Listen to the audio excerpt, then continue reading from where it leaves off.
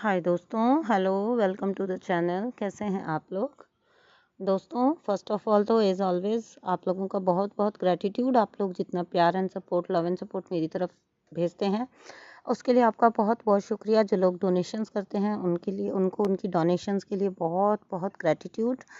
Thank you so much for all your love and support दोस्तों। और जो आज का वीडियो है वो मेरा बेस्ड है, जो आप एक टर्म यूज़ करते हैं रनर एंड चेज़र की, है ना। तो चेज़र के लिए जो है कुछ गाइडलाइंस इस वीडियो के थ्रू, मतलब मुझे लगता है कि मुझे देनी चाहिए कुछ टिप्स ऐसी, जिससे आपको एक हद पे जाके ना कुछ सॉल्यूशन मिल सके। जो आपका एक नेवर एंडिंग प्रोसेस होता है ना, जहाँ पे आप ना तो वो पास्ट में लौट सकते हैं, जो पास्ट आप कार्मिक आपने छोड़ दिए हैं, रिलीज़ कर दिए हैं, ठीक है, या कर रहे हैं, प्रोसेस में हैं। तो क्योंकि अब आप अवेकन्ड हो चुके हो, पहले तो आप जैसे तैसे पता नहीं कैसे उन रिश्तों को निभा रहे थे ना। आप उस चीज़ को लेके रह रहे थे तो नहीं कह सकती, कॉप अप कर रहे थे, मतलब कैसे भी करके आप डील कर रहे थे उन सिचुएशन से, अपनी तकदीर समझ के या नसीब समझ के या जो कुछ भी। जब आप पहले अवेकन्ड नहीं थे उस टाइम पे आप वो रिश्ते निभा रहे थे, जिसको हम कहते हैं कि अननेसेसरी सर्व करना।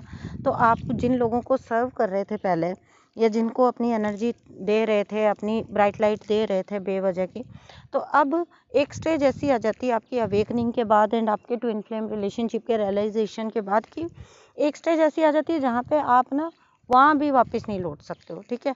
ये पर्सन आपको लटका के रखता है, जो अभी प्रेजेंट जिसकी बात कर रही हूँ, आपके टीएफ की, तो वो भी आपको लटका के रखता है प्रेजेंट कंडीशन में, ठीक है। रनर बन जाता है कोई आपका, उसको आपकी तकलीफ से या आपकी इससे कोई मतलब नहीं रखता, वो जस्ट रन कर जाता है आपका अवेकनिंग करा के।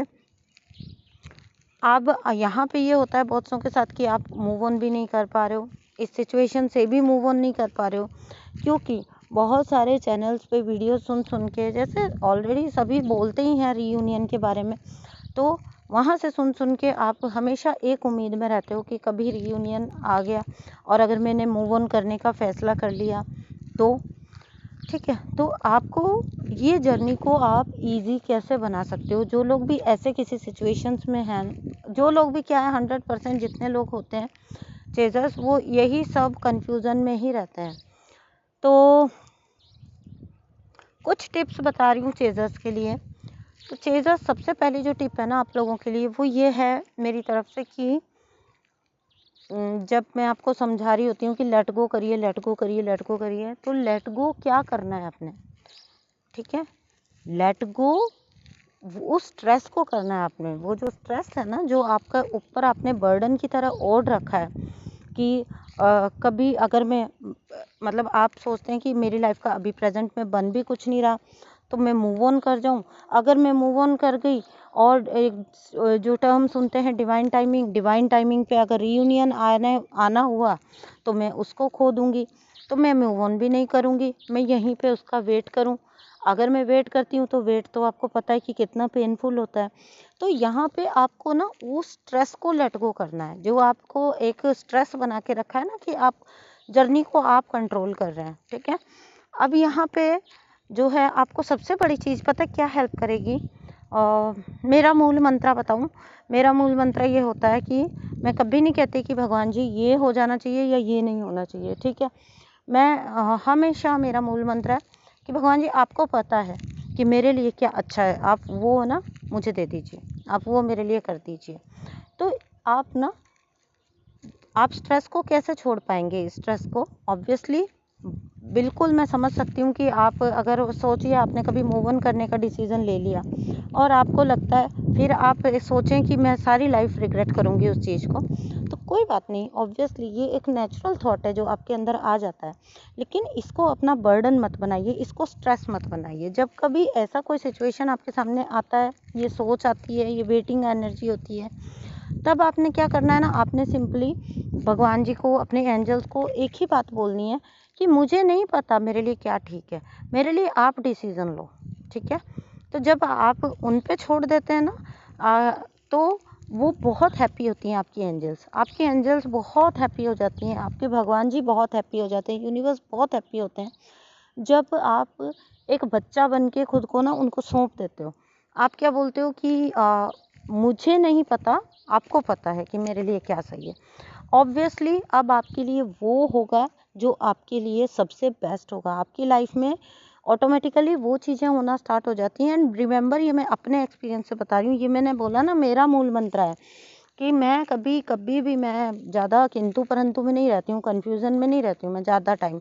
हाँ, सिचुएशन तो आएंगी, हम सबकी एक लाइफ चल रही है, हाँ सिचुएशन आती हैं, बट मतलब मुझे बस एक ही है कि ठीक है भगवान जी, आपको पता है कि क्या बेस्ट है, वो मेरे लिए करिएगा।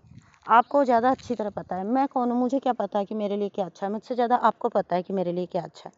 ठीक है, तो आप ना यहाँ से कंट्रोलर की भूमिका अपनी हटा लेते हो। ठीक है, जो आपको लग रहा होता है ना कि आपको ये करना है या आपको वो करना है, ठीक है, तो आप ना कंट्रोलर की भूमिका से जैसे ही हटते हो वैसे ही ना डिवाइन एंड एंजल जो है ना वो आपके लिए फिर काम करती हैं। ठीक है, और डिवाइन एंड एंजल्स इतनी हैप्पी होती हैं आपके इस कदम से कि वो, सच बता रही हूँ आपको, कि इसके बाद आपके लिए जो भी होगा, सरेंडर का ये लेवल रखिए, और इसके बाद आपके लिए जो भी होगा, मेरे साथ तो ये होता है, उसके बाद जो भी होता है वो सबसे बेस्ट होता है, मेरे हायर गुड के लिए होता है। ठीक है, तो ये टेक्निक आप भी करिए। आपने क्या करना है, सरेंडर में जाइए। आप कौन है जो ये डिसाइड करेंगे कि मुझे रुकना चाहिए या मुझे चलना चाहिए, या अपनी इंट्यूशन को फॉलो करना स्टार्ट करिए। सेकंड टिप यही है, अपनी इंट्यूशन को डीपली सुनना और उसको फॉलो करना स्टार्ट करिए।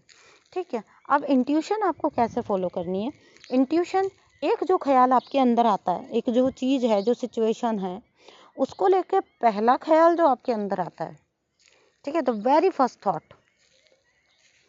वो जब तक आपने कोई उसके अंदर थॉट पुट नहीं की, अपनी कुछ एक सिंपल जो सिचुएशन आई है सामने ना, तो आपकी इंट्यूशन वहाँ से आपको कैच करनी है। ठीक है, क्योंकि देखिए, एक चीज़ होती है, थॉट एंड इंट्यूशन में बहुत फ़र्क होता है।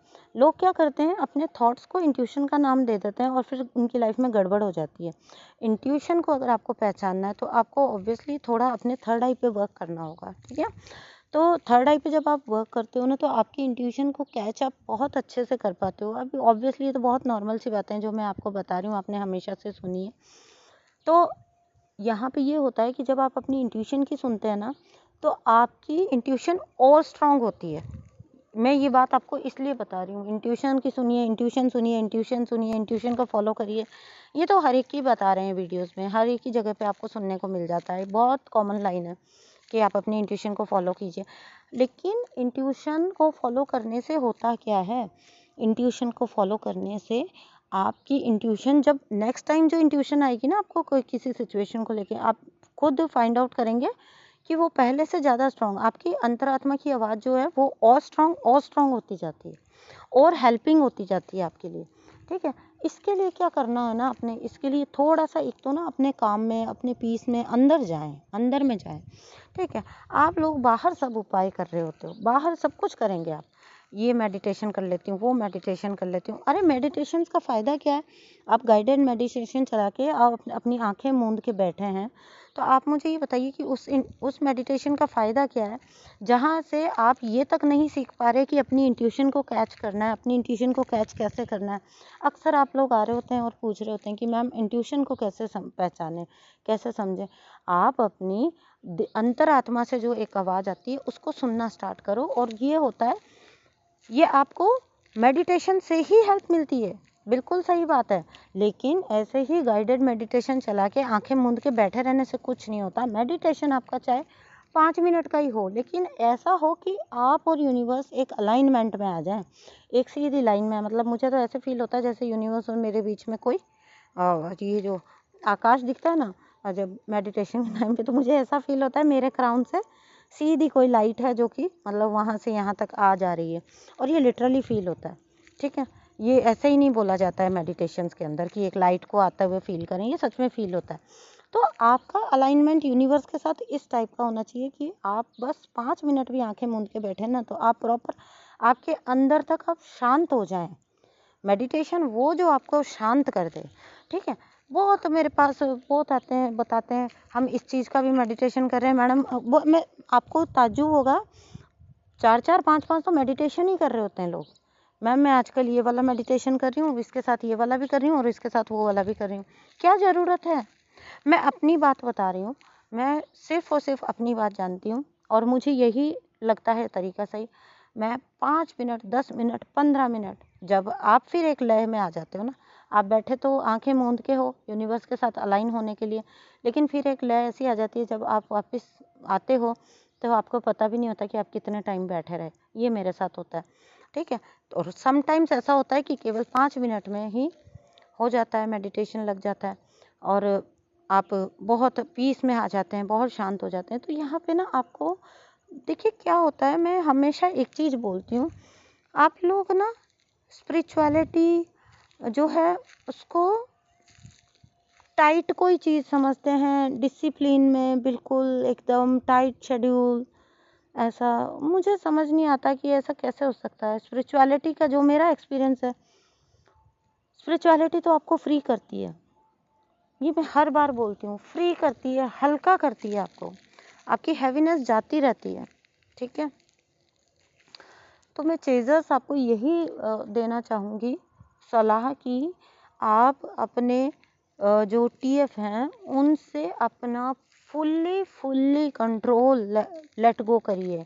उनसे रिलेटेड कोई भी जो स्ट्रेस है वो उसको यूनिवर्स को सौंप दीजिए, ठीक है। 5 मिनट के मेडिटेशन में जाइए, डीप मेडिटेशन में, और वहाँ यूनिवर्स को ये बोलिए कि भगवान जी ये सिचुएशन मुझसे नहीं संभल पा रही, मेरे बस की नहीं है, आप जाने, मैं आपको सरेंडर करती हूँ और मेरे लिए जो बेस्ट है वो आप मेरे लिए करिए, ठीक है। मुझे नहीं पता मेरे लिए क्या बेस्ट है, जो मेरे लिए बेस्ट है वो आप मेरे लिए करिए, एंड इट रियली वर्क्स, ये सच में काम करता है। तो ये चीज़, लेकिन ये तब जब बिल्कुल आप लोग फुल्ली अलाइनमेंट में हैं यूनिवर्स के साथ, उस टाइम पे आप ये बात बोलिए, अपनी एंजल्स को ये बात बोलिए।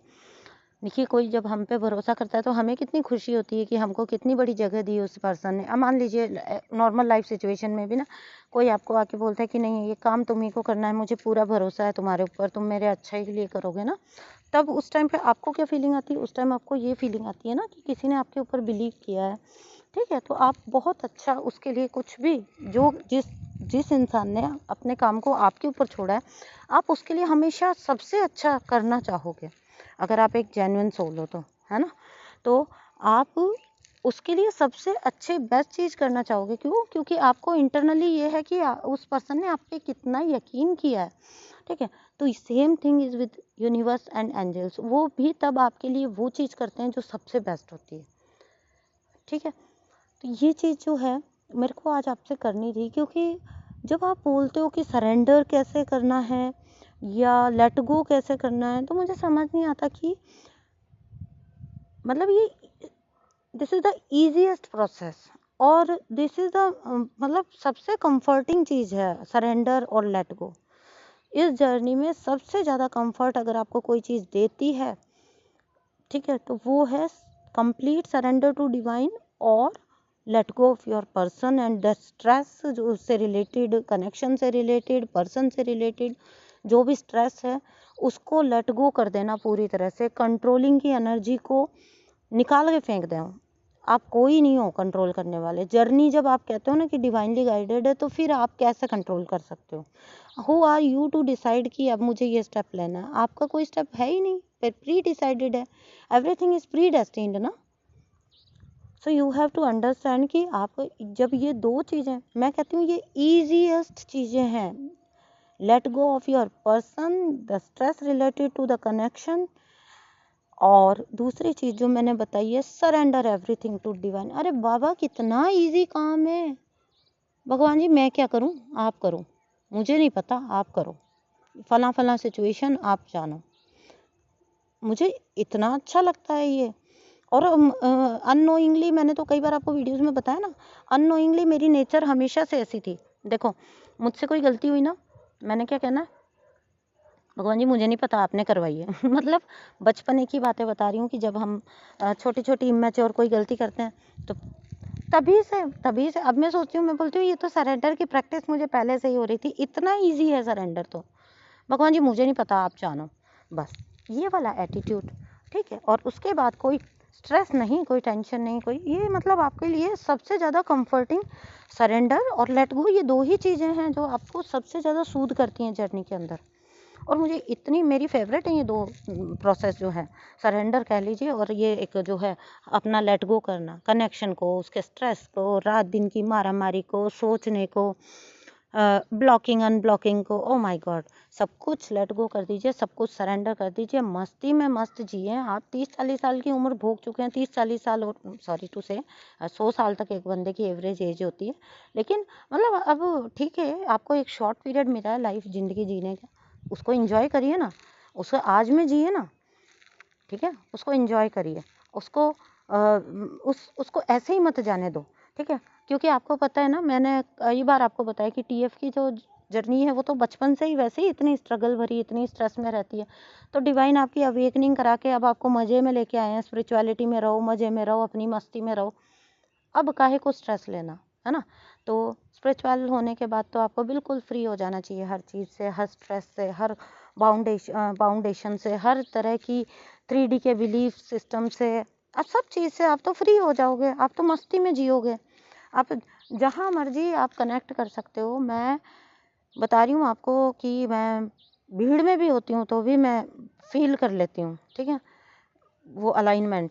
तो उसके लिए अब हम जब स्पिरिचुअल हो जाते हैं, स्पिरिचुअली हमारे अवेकन हो जाते हैं, थोड़ा वर्क अपने ऊपर करते हैं, तो आप देखेंगे आपके अंदर कितनी कितनी पावर्स आती हैं, उनको एंजॉय करिए ना, ठीक है। छोटी लाइफ मिली है, उसको भी ना किसी के पीछे रो रो के गुजारे जा रहे हैं। प्लीज़ चेजर्स अपने साथ ये मत करिए। और हमेशा ना वो पर्सन को आप एक पेडेस्टल पे बिठा देते हो जबकि ज़्यादा स्ट्रांग आप होते हो, वो आपके साथ बुरा बिहेव भी कर रहे हैं तो भी वो ही जो है मैस्कुलिन जी, है ना, डिवाइन जी, और डिवाइन मैस्कुलिन जी, और उनके बिना क्या होगा और उनसे ही सब होगा, नहीं, ऐसा कुछ नहीं होता, ठीक है। लाइफ जो होती है वो आगे चलती है हमेशा, और चलनी भी चाहिए। लाइफ का उसूल यही है, देखिए हमारी उम्र भी तो पीछे नहीं जाती है ना, आगे बढ़ती है, ज़िंदगी में हर चीज़ आगे बढ़ती है, आपका कद एक बार बढ़ने के बाद घटता नहीं है। तो यही चीज़ सेम जो है रूल है कि आपको लाइफ में आगे चलना है, ठीक है। चलिए दोस्तों, मुझे आज आपसे यही बातें करनी थी। थैंक यू सो मच दोस्तों फॉर लिसनिंग, और अपना ख्याल रखिए, और चेजर्स चेज मत करिए, सोचिए मत, थॉट्स में भी चेज मत करिए, बिल्कुल चेज मत करिए, ठीक है। आपको भी अपनी लाइफ एंजॉय करने, अगर वो पर्सन कहीं थर्ड पार्टीज में जा रहा है और अपनी लाइफ एंजॉय कर रहा है ना, तो आपको भी लाइफ एंजॉय करने के लिए मिली है। आपको कौन सा भगवान जी ने बोला है कि वो तो थर्ड पार्टी में जाके मजे करेगा, तुम उसकी चिंता करो, ना जी ना, आपको भी नहीं बोला यूनिवर्स ने ना, आपको भी अपनी मस्ती में रहना है, ठीक है दोस्तों। थैंक यू सो मच दोस्तों, बाय।